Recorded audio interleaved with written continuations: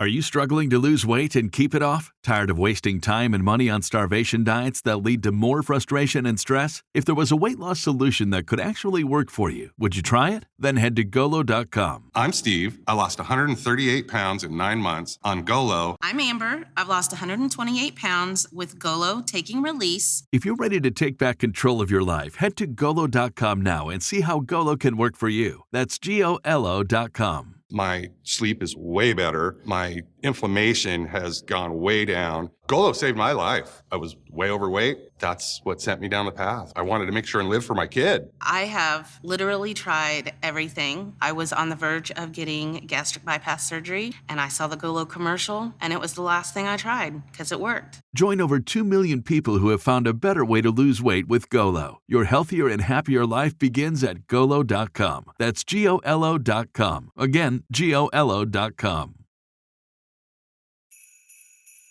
Hi, Excursionists. It's me, Nari. I hope you enjoy this very special Christmas production.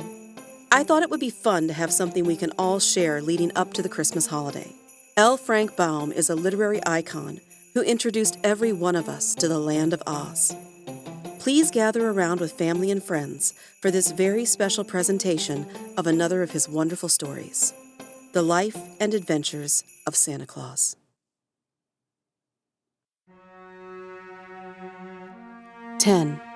Christmas Eve.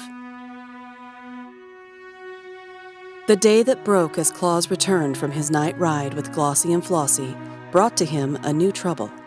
Will Nook, the chief guardian of the deer, came to him, surly and ill-tempered, to complain that he had kept Glossie and Flossie beyond daybreak in opposition to his orders.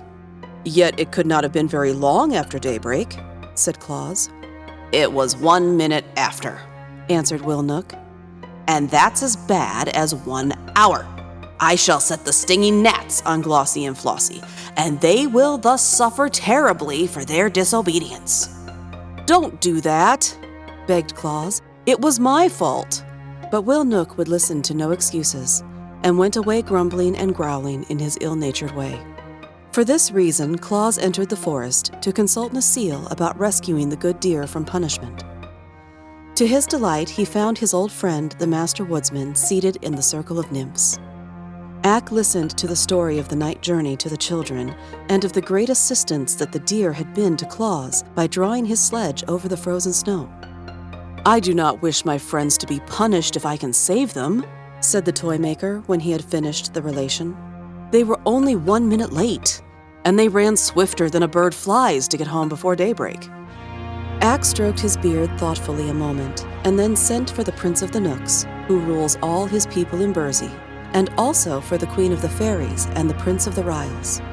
When they had assembled, Claus told his story again, at Ak's command, and then the Master addressed the Prince of the Nooks, saying, "The good work that Claus is doing among mankind deserves the support of every honest mortal. Already he is called a saint in some of the towns, and before long the name of Santa Claus will be lovingly known in every home that is blessed with children. Moreover, he is a son of our forest, so we owe him our encouragement. You, ruler of the Nooks, have known him these many years. Am I not right in saying he deserves our friendship?" The prince, crooked and sour of visage as all Nooks are, looked only upon the dead leaves at his feet and muttered, "You are the Master Woodsman of the world." Ak smiled but continued in soft tones. "It seems that the deer which are guarded by your people can be of great assistance to Claus, and as they seem willing to draw his sledge, I beg that you will permit him to use their services whenever he pleases." The prince did not reply, but tapped the curled point of his sandal with the tip of his spear, as if in thought. Then the Fairy Queen spoke to him in this way. "If you consent to Ak's request, I will see that no harm comes to your deer while they are away from the forest." And the Prince of the Ryls added, "For my part, I will allow to every deer that assists Claus the privilege of eating my casa plants, which give strength, and my gruel plants, which give fleetness of foot, and my marbon plants, which give long life." And the Queen of the Nymphs said, "The deer which draw the sledge of Claus will be permitted to bathe in the forest pools of Neris, which will give them sleek coats and wonderful beauty." The Prince of the Knooks, hearing these promises, shifted uneasily on his seat, for in his heart he hated to refuse a request of his fellow immortals, although they were asking an unusual favor at his hands, and the Knooks are unaccustomed to granting favors of any kind. Finally, he turned to his servants and said, "Call Will Nook." When surly Will came and heard the demands of the immortals, he protested loudly against granting them. "Deer are deer," He said, and nothing but deer. Were they horses, it would be right to harness them like horses. But no one harnesses deer because they are free, wild creatures owing no service of any sort to mankind. It would degrade my deer to labor for Claus, who is only a man in spite of the friendship lavished on him by the immortals. "You have heard," said the prince to Ak. "There is truth in what Will says." Call Glossie and Flossie, returned the master. The deer were brought to the conference, and Ak asked them if they objected to drawing the sledge for Claus. "No, indeed," replied Glossie. "We enjoyed the trip very much." "And we tried to get home by daybreak," added Flossie, "but were unfortunately a minute too late." A minute lost at daybreak doesn't matter, said Ak. You are forgiven for that delay. "Provided it does not happen again," said the Prince of the Knooks sternly. "And you will permit them to make another journey with me?" asked Claus eagerly. The prince reflected while he gazed at Will, who was scowling, and at the master woodsman, who was smiling. Then he stood up and addressed the company as follows. "Since you all urge me to grant the favor, I will permit the deer to go with Claus once every year on Christmas Eve, provided they always return to the forest by daybreak. He may select any number he pleases, up to 10, to draw his sledge, and those shall be known among us as reindeer, to distinguish them from the others. And they shall bathe in the pool of Neris, and eat the casa and grawl and marbin plants, and shall be under the especial protection of the fairy queen. And now cease scowling, Will Nook, for my words shall be obeyed." He hobbled quickly away through the trees to avoid the thanks of Claus and the approval of the other immortals, and Will, looking as cross as ever, followed him.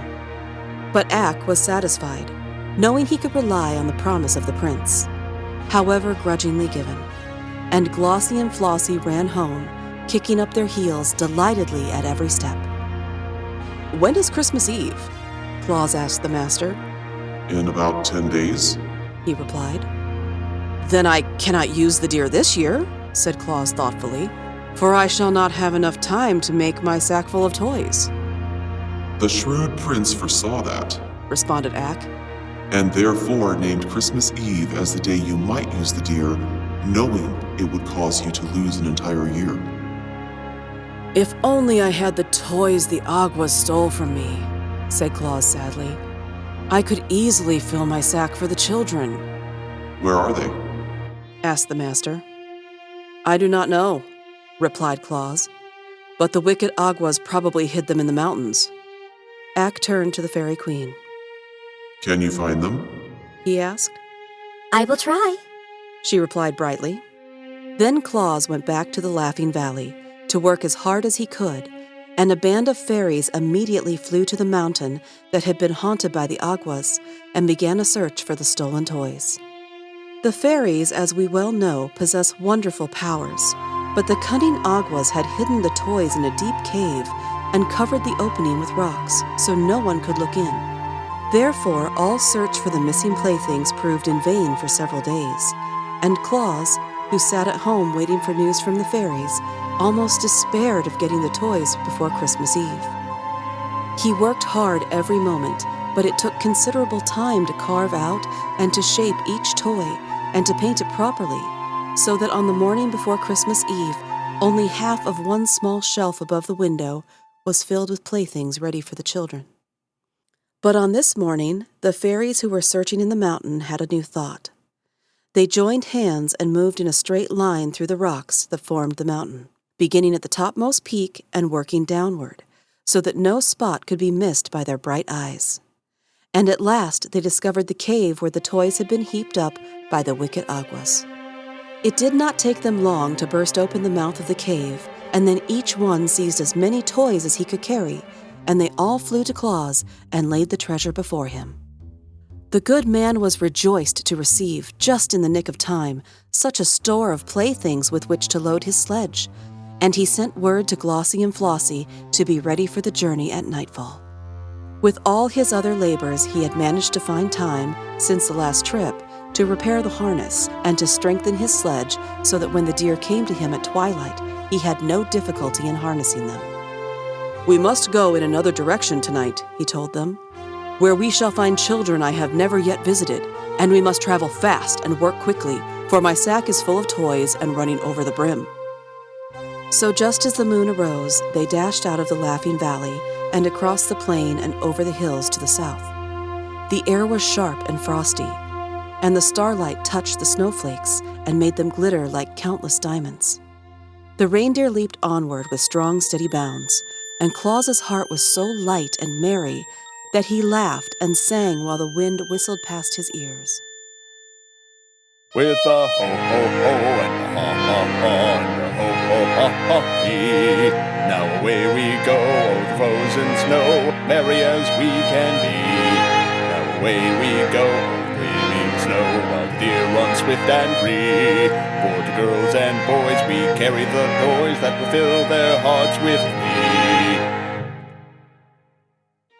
Jack Frost heard him and came racing up with his nippers, but when he saw it was Claus, he laughed and turned away.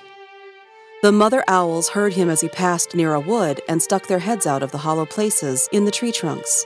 But when they saw who it was, they whispered to the owlets nesting near them that it was only Santa Claus carrying toys to the children. It is strange how much those mother owls know. Claus stopped at some of the scattered farmhouses and climbed down the chimneys to leave presents for the babies. Soon after, he reached a village and worked merrily for an hour, distributing playthings among the sleeping little ones. Then away again he went, singing his joyous carol. With a ho-ho-ho and a ha-ha-ha and a ho-ho-ha-ha-hee. Now away we go o'er the frozen snow, merry as we can be. There are many joys in a load of toys, as many a child will know. We'll scatter them wide on a wild night ride over the crisp and sparkling snow. The deer liked the sound of his deep bass voice and kept time to the song with their hoofbeats on the hard snow. But soon they stopped at another chimney, and Santa Claus, with sparkling eyes and his face brushed red by the wind, climbed down its smoky sides and left a present for every child the house contained. It was a merry, happy night. Swiftly the deer ran, and busily their driver worked to scatter his gifts among the sleeping children. But the sack was empty at last, and the sledge headed homeward. And now again the race with daybreak began. Glossie and Flossie had no mind to be rebuked a second time for tardiness, so they fled with a swiftness that enabled them to pass the gale on which the Frost King rode, and soon brought them to the Laughing Valley. It is true, when Claus released his steeds from their harness, the eastern sky was streaked with gray, but Glossie and Flossie were deep in the forest before day fairly broke. Claus was so wearied with his night's work that he threw himself upon his bed and fell into a deep slumber. And while he slept, the Christmas sun appeared in the sky and shone upon hundreds of happy homes, where the sound of children's laughter proclaimed that Santa Claus had made them a visit. God bless him. It was his first Christmas Eve, and for hundreds of years since then, he has nobly fulfilled his mission to bring happiness to the hearts of little children.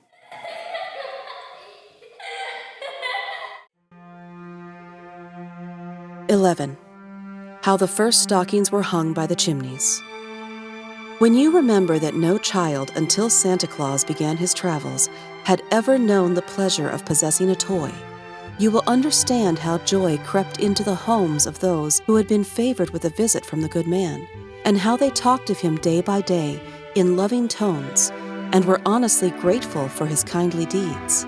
It is true that great warriors and mighty kings and clever scholars of that day were often spoken of by the people, but no one of them was ever so greatly beloved as Santa Claus, because none other was so unselfish as to devote himself to making others happy. For a generous deed lives longer than a great battle or a king's decree of a scholar's essay, because it spreads and leaves its mark on all nature and endures through many generations. The bargain made with the Nook Prince changed the plans of Claus for all future time. For being able to use the reindeer on but one night of each year, he decided to devote all the other days to the manufacture of playthings, and on Christmas Eve to carry them to the children of the world. But a year's work would, he knew, result in a vast accumulation of toys. So he resolved to build a new sledge that would be larger and stronger and better fitted for swift travel than the old and clumsy one. His first act was to visit the Gnome King, with whom he made a bargain to exchange 3 drums, a trumpet, and 2 dolls for a pair of fine steel runners, curled beautifully at the ends. For the Gnome King had children of his own, who, living in the hollows under the earth, in mines and caverns, needed something to amuse them. In 3 days the steel runners were ready, and when Claus brought the playthings to the Gnome King, His Majesty was so greatly pleased with them that he presented Claus with a string of sweet-toned sleigh bells in addition to the runners. "These will please Glossie and Flossie," said Claus, as he jingled the bells and listened to their merry sound. "But I should have 2 strings of bells, one for each deer." "Bring me another trumpet and a cat toy," replied the king, "and you shall have a 2nd string of bells like the first." "It is a bargain," cried Claus, and he went home again for the toys. The new sledge was carefully built, the Nooks bringing plenty of strong but thin boards to use in its construction. Claus made a high, rounding dashboard to keep off the snow cast behind by the fleet hoofs of the deer, and he made high sides to the platform so that many toys could be carried. And finally, he mounted the sledge upon the slender steel runners made by the Gnome King. It was certainly a handsome sledge, and big and roomy. Claus painted it in bright colors, although no one was likely to see it during his midnight journeys. And when all was finished, he sent for Glossie and Flossie to come look at it. The deer admired the sledge, but gravely declared it was too big and heavy for them to draw. "We might pull it over the snow to be sure," said Glossie, "but we would never pull it fast enough to enable us to visit the faraway cities and villages and return to the forest by daybreak." "Then I must add 2 more deer to my team," declared Claus after a moment's thought. "The Nook Prince allowed you as many as 10. Why not use them all?" asked Flossie. "Then we could speed like the lightning and leap to the highest roofs with ease." "A team of 10 reindeer!" cried Claus delightedly. "That will be splendid! Please, return to the forest at once and select 8 other deer, as like yourselves as possible. And you must eat all of the casa plant to become strong, and of the grawl plant to become fleet of foot, and of the marbon plant that you may live long to accompany me on my journeys. Likewise, it will be well for you to bathe in the pool of Neris, which the lovely Queen Zerline declares will render you rarely beautiful.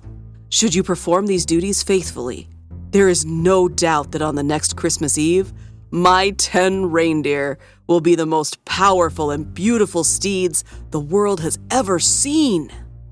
So Glossie and Flossie went to the forest to choose their mates, and Claus began to consider the question of a harness for all of them.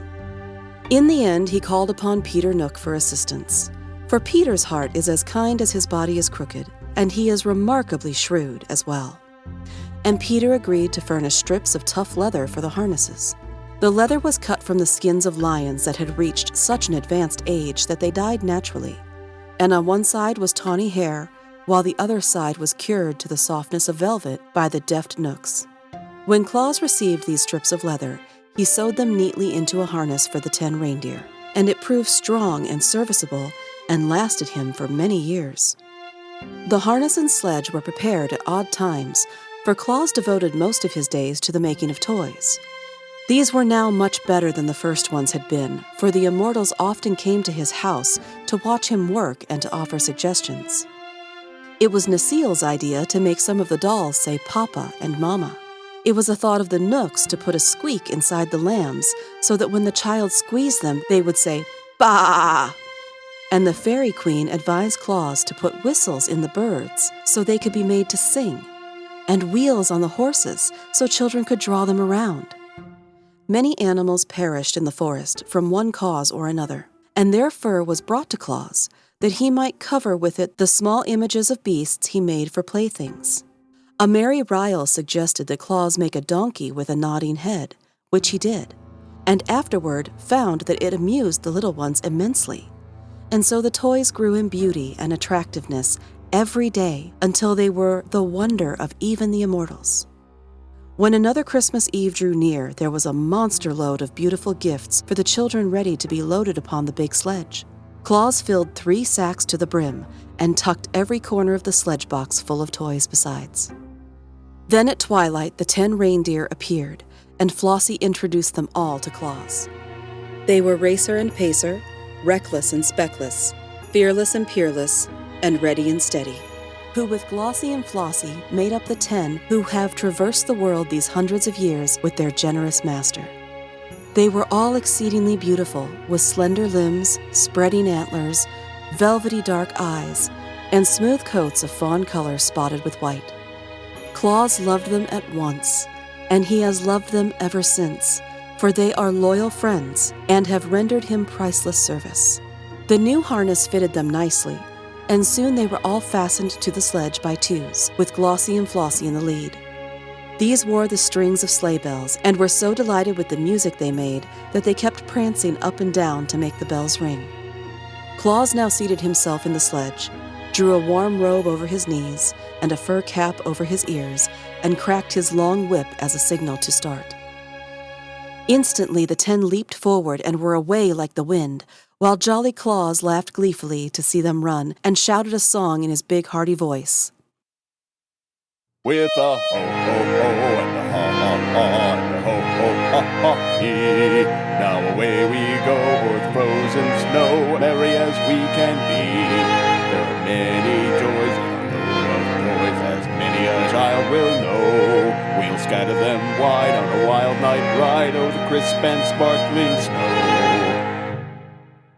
Now it was on this same Christmas Eve that little Margot and her brother Dick and her cousins Ned and Sarah, who were visiting at Margot's house, came in from making a snowman, with their clothes damp, their mittens dripping, and their shoes and stockings wet through and through. They were not scolded, for Margot's mother knew the snow was melting, but they were sent early to bed that their clothes might be hung over chairs to dry. The shoes were placed on the red tiles of the hearth, where the heat from the hot embers would strike them, and the stockings were carefully hung in a row by the chimney, directly over the fireplace. That was the reason Santa Claus noticed them when he came down the chimney that night, and all the household were fast asleep. He was in a tremendous hurry, and seeing the stockings all belonged to children, he quickly stuffed his toys into them and dashed up the chimney again, appearing on the roof so suddenly that the reindeer were astonished with his agility. I wish they would all hang up their stockings, he thought as he drove to the next chimney. It would save me a lot of time, and I could then visit more children before daybreak. When Margot and Dick and Ned and Sarah jumped out of bed the next morning and ran downstairs to get their stockings from the fireplace, they were filled with delight to find the toys from Santa Claus inside them. In fact, I think they found more presents in their stockings than any other children of that city had received, for Santa Claus was in a hurry and did not stop to count the toys. Of course, they told all their little friends about it, and of course, every one of them decided to hang his own stocking by the fireplace the next Christmas Eve. Even Bessie Blithesome, who made a visit to that city with her father, the great Lord of Lurd, heard the story from the children and hung her own pretty stockings by the chimney when she returned home at Christmas time. On his next trip, Santa Claus found so many stockings hung up in anticipation of his visit that he could fill them in a jiffy and be away again in half the time required to hunt the children up and place the toys by their bedsides. The custom grew year after year and has always been a great help to Santa Claus. And with so many children to visit, he surely needs all the help we are able to give him. 12. The First Christmas Tree. Claus had always kept his promise to the Knooks by returning to the Laughing Valley by daybreak. But only the swiftness of his reindeer has enabled him to do this, for he travels all over the world. He loved his work, and he loved the brisk night ride on his sledge and the gay tinkle of the sleigh bells. On that first trip with the 10 reindeer, only Glossie and Flossie wore bells. But each year thereafter, for 8 years, Claus carried presents to the children of the Gnome King, and that good-natured monarch gave him in return a string of bells at each visit, so that finally every one of the 10 deer was supplied. And you may imagine what a merry tune the bells played as the sledge sped over the snow. The children's stockings were so long that it required a great many toys to fill them, and soon Claus found there were other things besides toys that children love. So he sent some of the fairies, who were always his good friends, into the tropics, from whence they returned with great bags full of oranges and bananas, which they had plucked from the trees. And other fairies flew to the wonderful valley of Funnyland, where delicious candies and bonbons grow thickly on the bushes, and returned laden with many boxes of sweet meats for the little ones. These things Santa Claus, on each Christmas Eve, placed in the long stockings together with his toys, and the children were glad to get them, you may be sure. There are also warm countries where there is no snow in the winter, but Claus and his reindeer visited them as well as the colder climes, for there were little wheels inside the runners of his sledge, which permitted it to run as smoothly over bare ground as on snow. And the children who lived in the warm countries learned to know the name of Santa Claus, as well as those who lived nearer to the Laughing Valley. Once, just as the reindeer were ready to start on their yearly trip, a fairy came to Claus and told him of 3 little children who lived beneath a rude tent of skins on a broad plain where there were no trees whatever. These poor babies were miserable and unhappy, for their parents were ignorant people who neglected them sadly. Claus resolved to visit these children before he returned home, and during his ride, he picked up the bushy top of a pine tree, which the wind had broken off, and placed it in his sledge. It was nearly morning when the deer stopped before the lonely tent of skins where the poor children lay asleep. Claus at once planted the bit of pine tree in the sand and stuck many candles on the branches. Then he hung some of his prettiest toys on the tree, as well as several bags of candies. It did not take long to do all this, for Santa Claus worked quickly. And when all was ready, he lighted the candles, and thrusting his head in at the opening of the tent, he shouted, "Ho, Merry Christmas, little ones!" With that, he leapt into his sledge and was out of sight before the children, rubbing the sleep from their eyes, could come out to see who had called them. You can imagine the wonder and joy of those little ones, who had never in their lives known a real pleasure before, when they saw the tree, sparkling with lights that shone brilliant in the gray dawn, and hung with toys enough to make them happy for years to come. They joined hands and danced around the tree, shouting and laughing until they were obliged to pause for breath. And their parents also came out to look and wonder, and thereafter had more respect and consideration for their children, since Santa Claus had honored them with such beautiful gifts. The idea of the Christmas tree pleased Claus, and so the following year he carried many of them in his sledge and set them up in the homes of poor people who seldom saw trees, and placed candles and toys on the branches. Of course, he could not carry enough trees in one load of all who wanted them, but in some homes the fathers were able to get trees and have them all ready for Santa Claus when he arrived. And these the good Claus always decorated as prettily as possible and hung with toys enough for all the children who came to see the lighted tree. These novel ideas and generous manner in which they were carried out made the children long for that one night in the year when their friend Santa Claus should visit them. And as such anticipation is very pleasant and comforting, the little ones gleaned much happiness by wondering what would happen when Santa Claus next arrived. Perhaps you remember that stern Baron Braun, who once drove Claus from his castle and forbade him to visit his children? Well, many years afterward, when the old Baron was dead and his son ruled in his place, the new Baron Braun came to the house of Claus with his train of knights and pages and henchmen, and dismounting from his charger, bared his head humbly before the friend of children. "My father did not know your goodness and worth," he said, "and therefore threatened to hang you from the castle walls. But I have children of my own, who long for a visit from Santa Claus, and I have come to beg that you will favor them hereafter as you do other children."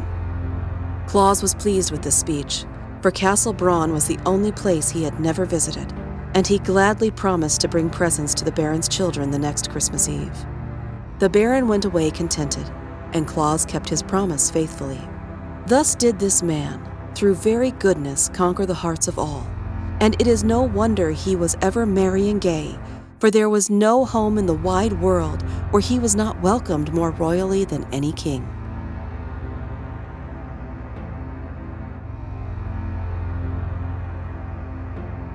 Thank you for joining me for the Into the Night Anthology podcast production of The Life and Adventures of Santa Claus by L.Frank Baum.